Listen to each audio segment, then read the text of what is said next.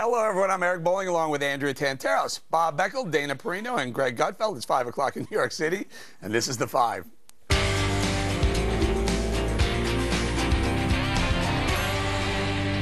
Thousands of illegals are swamping our southern border. At times, 200, 300 rush the Border Patrol just to seek refuge in America, and thousands more are being bussed in. The situation is beginning to deteriorate. House Homeland Security Committee Chairman Michael McCall says it's really, really bad down there. Listen. The point is our military bases are turning into refugee camps. I never thought I would see this in the United States of America. The Department of Homeland Security is currently not adequately prepared to deal with this influx of unaccompanied children. This has left state and local officials to fill the void, and it takes the Border Patrol away from their main mission, and that is securing the border. Well, don't take one congressman's word for it. Here's hundreds of American citizens fired up at a town hall meeting in Murrieta, California, where a tsunami of illegals is swamping their small town. Do you have a handle, a real handle, of what this is costing us out of our pockets? And please, use the word illegal aliens. They came across here illegally. If I break the law, you're going to come down on me real quick. And yet, you are not following the law. You are breaking the law. You'll receive our gratitude in the form of not being removed from offices when you prove your ability to stay on this front line until this singularly important issue is completely, comprehensively resolved. All right, Greg, take it first, man. These people are fired up. Well, they should be. This is the result of years of frustration. This is when common sense, when it's ignored, becomes wrath. It makes you think, we should declare Visit a Liberal Day, where you walk into their house, you open the fridge. How would Nancy Pelosi feel if a group of Texans barged into her house? She would shoot them with her Botox gun. And what if Americans did this to Mexico? What would happen? We know what happened to one jailed Marine, Andrew Tomaresi. He's still there. So when they come here, when undocumented aliens come here, they get a welcome wagon. Over there, we get a jail cell. What do you think, Dana? I mean, it seems to be a groundswell. People are getting more and more angry. So Americans are fairly patient and understand that their government has a lot on its plate, and they're willing to take a lot and to forgive a lot of things. But this has been building up for so many years. And I am not exactly sure what the solution is, but you can't, all the other things that people at this table or people around the country might want to do on immigration are not going to be possible until the security situation is resolved. And I don't know exactly what the exact definition is going to be. Like, what does border enforcement and control, what would they accept? What should we accept? And I think that the humanitarian crisis that's building on top of that is escalating this to a point that you'll see more of these types of town hall meetings, and it won't just be in California, it'll be across America. Well, in the border states. Bob, President Obama keeps saying it's these kids, it's just these kids that are seeking refuge, whatnot. These kids are now carrying a lot of disease, and a lot of crime is coming into the country, and that's going to be a big issue. Well, first of all, it's not a liberal or conservative issue. This is something that's been going on for a long time. The reason you're seeing this influx now is because in both Nicaragua and El Salvador, they're having major gang problems. Kids are getting killed, and mothers and fathers are sending their kids out to the United States because they want to get them away from harm's way. And so it is a unusually large group coming over, and they are kids. I think the very small percentage of them are criminals. And the fact is they're not coming in here and being welcomed. They're being sent into detention until they figure out what to do with them. So I think this is something that's not a liberal issue or a conservative issue. It's something that we need to deal with. Would you agree with that? I don't. I think it's easy to say it's not a liberal or a conservative issue when you say, who does this affect? Because if you look at that audience at that town hall, almost every single demographic is represented. So you had an African-American man who looks younger. You had a senior citizen female who stood up and took the microphone who's older. It's affecting everyone in those communities, regardless of what political affiliation. But it is a Republican and Democrat issue. And the reason for that is, Eric, this administration, a Democratic administration, told us that the border was secure. Jay Carney stood at the podium and he said the border is sealed. There's no reason that we need to spend a lot of time on this in a comprehensive immigration bill. You look at Capitol Hill. You look at this town. The mayor came out and he said, I'm getting flack because I'm being painted as someone who doesn't want immigration.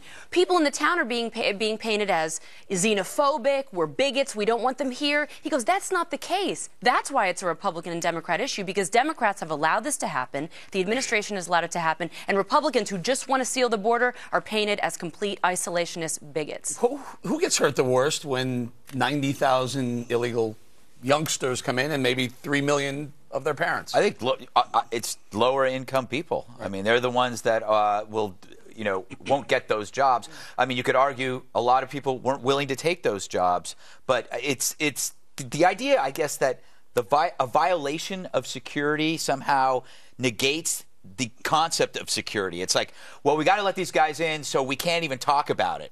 No, that's the whole point. You got to this reinforces the idea of security. Well, we don't let them in. We try to keep them out. I mean, when somebody breaks into your house, you don't just say, "Oh, no, you buy a better lock." No, you're right. But the other thing about this is reason you can't lay this on the Democrats. There were 11 million undocumented workers in this country before Barack Obama ever took office. Now that means they came in under somebody else's watch. So you can't. I mean, you can't lay this on him. We're talking about the new ones, Bob. Yes, and I just told you what I thought it was. It was unrest in 2 countries. The liberal agenda, the liberal ideologies, you're for the little guy, right? You want to make sure the little guy's taken care of too, right? The underprivileged, the people who can't work, the people who don't make enough money, people who need health care. Yes or no? Well, I just want to know if I'm going to answer yes or no. The reason why I'm asking you that is because we point out these kids, if they're allowed to stay, these illegals, if they're allowed to stay, they're not going to be the one. They're going to be the ones working at Starbucks and at Dunkin' Donuts and Jack in the Box. They're not going to be the ones these kids are going to be allowed off these bases and go out to work? Is that what you think? You really believe that? My question is, doesn't illegal immigration, turning a blind eye, hurt the little guy? If these people were allowed to stay in here, and they're not going to be allowed. That's assuming. So you're basically saying that there's no immigrants right now working in those jobs? Of course there are. Okay. They're working in a lot of jobs that, frankly, Americans don't want to do. Eric's question is, doesn't that, and I would agree with that, but doesn't it hurt, I mean, Greg mentioned this too, the lower income, they're taking away the services from the lower incomes, and it's that 1% that you hate on the left so much that's paying for these services. These kids, the average age of these kids are 9 years old. Where are they going to go to work at McDonald's? It'll be a pretty lousy hamburger. So even worse, they'll be sex trafficked, and then there'll be our problem. We have to worry about their health, their vaccinations. What is your answer to it? What is your answer to it? Where are they going to go to school in the fall? What is your answer to it? Where? What would you I'm going to do a Beckel. Where are they going to go to school in the fall? Since the president has said that they're allowed to stay here. They're not going to go to school. Under executive order. No, he did not say they were allowed to stay here. That's wrong. Not these group. Not this specific group. No, he did give 800,000 who had been either in the service or in school the right to stay here. That's why they're coming here. No, that's not why they're coming here. It's because you've got almost civil war in Salvador and Nicaragua. Well, Bob, there are a lot of bad places around the world. So we take all the children from all the places where stuff is going on. I'm not suggesting you take these kids, but what are you going to do? I want to know what your answers are. You send them back. Send them back. Just a couple hours ago, Texas Governor Rick Perry testified to a congressional panel on the crisis at the border. Obama is set to visit Texas next week, but will only be there for a fundraiser. Governor Perry finds that shocking. One of the reasons I asked him to come here, I want him to see this. Because just like you, Congressman, I think if he walked in that Sally Port and he saw what all of you've seen, then he would realize that, this is bigger than politics, this is bigger than, but it's not bigger than America. It's not bigger than the book. Well, let's get Danny. Okay, I think a couple of things. I think that President Obama, they are going to have an official event there in addition to the fundraisers. You don't know what came first, the chicken or the egg, in that case. And I think that the White House is playing this wrong. I think I would have if I were just putting myself in President Obama's shoes, I think I would have accepted the invitation. And I would have taken that Rick Perry, who seems very genuine and sincere, and gone to the border with him and said, you know what, Governor, then I'm going to count on you. Let's fix this together. And if they're serious about solving the problem, they're going to have people like Governor Perry to help them. So if I were President Obama, I would go, or even if they don't want to accept it right now, they should sleep on it, think about it over the weekend, and next week I would go with him. We're by the way, Rick Perry shooting his mouth off up here. First of all, he didn't invite Obama. His decision was made before. He wouldn't accept the invitation from this dude. Why? He's a governor. But I mean, I would. Governors are more qualified, especially in that state. This guy, I just don't believe this guy's qualified. But here's my question: why don't they send the Texas Rangers and the Texas State Police down there? Why not? The National Guard. But you know who's doing that right now? Saudi Arabia is doing that on their border because of Iraq. If you want to, you don't need a time machine to see where stuff like this is headed when you suddenly sacrifice borders for feelings. Obama's response so far has always been, we're a nation of immigrants, which may be the most intellectually vapid comment you can make because it justifies almost any arrival. It justifies any arrival. Hell, the 9/11 hijackers could have been immigrating. Why do we allow Cubans? Why do we allow Cubans to come in here if they get to the United States? Why do we allow them to become legal? Who? Cubans. Cubans? Yeah.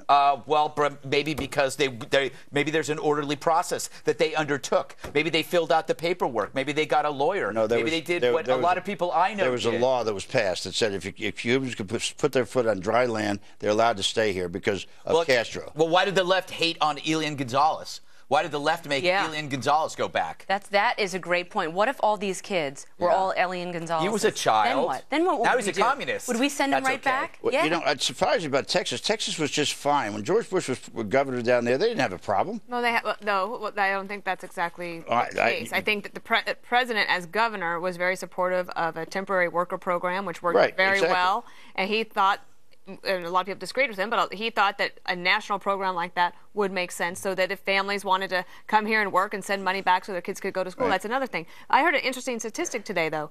In Honduras, which is the murder capital of the world, they graduate about 37% of their young people from high school. So you have, do the math for me, 67% of people grow up, and they're in the murder capital of the world. They have no hope. They have no jobs.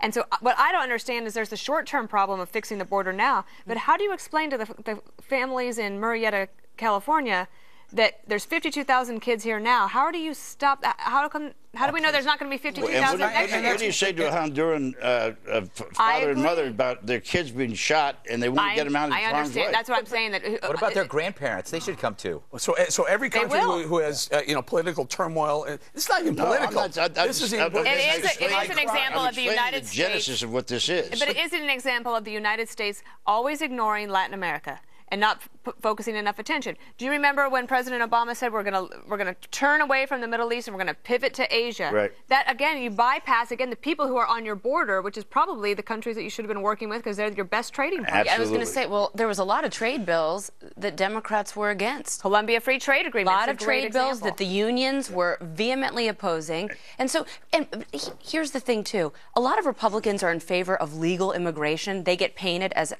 otherwise. And I get you, Bob. I think there's a lot of jobs in this country. We rely on immigrants.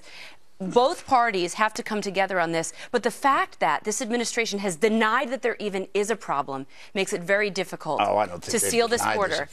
And why don't we take the 300 military advisors that we're sending over to Iraq and maybe put them on the border? I would be for that. I wouldn't have a problem with that. But I just don't understand how you could possibly sit here and lay this all at the feet of Barack Obama when you've got an extraordinary situation happening in 3 countries in Central America. And you're right about Central America. Nobody's paid attention to it. They should have.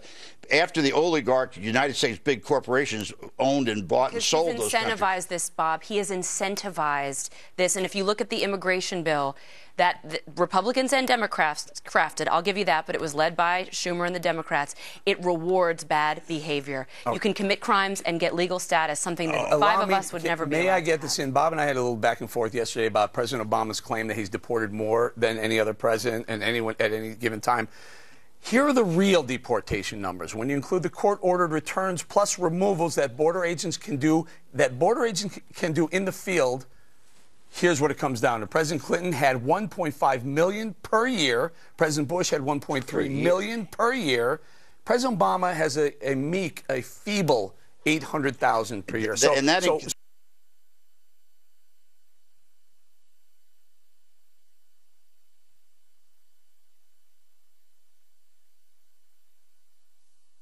Not been allowed to go across the border. But President Obama is doing that. He's stopping people at the border and counting them as court orders. Here's another thought. They were in. Both of them were in for 8 years. He's only in 6 per year. Per year. That's per year. Per year. I don't buy that. Can I agree? Bob, you have to agree. We are pro-immigration. I love immigration. The more, the merrier. But it's just, all we want is an orderly process. Our spouses wouldn't be here without I'm married without an legal immigrant. immigration. I mean, you've got to have a process. People got to wait in line. You can't be a citizen without a border. Yeah. Well, that's it. We got to leave it there. Susan.